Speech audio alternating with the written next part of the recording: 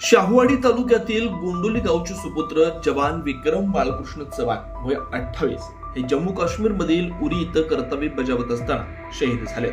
भारताच्या नियंत्रण रेषेजवळ गस्त घालत असताना झालेल्या भूसुरुंग आणि हँड ग्रेनेड स्फोटात त्यांना वीरमरण आलं। या घटनेची माहिती मिळताच शाहूवाडी तालुक्यात आणि गोंडोली परिसरात शोककळा पसरली।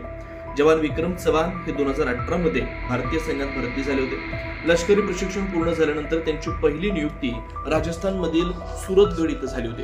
त्यानंतर ते काश्मीर मधील बारामुल्ला जिल्ह्यातील उरी सेक्टर मध्ये कार्यरत होते।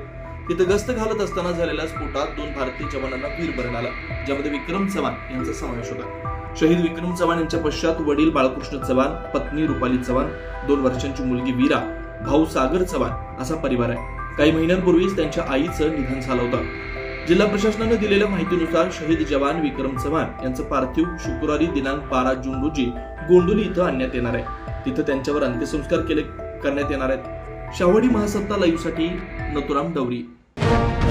अशाच ताज्या अपडेटसाठी महासत्ता न्यूजला सबस्क्राईब करा।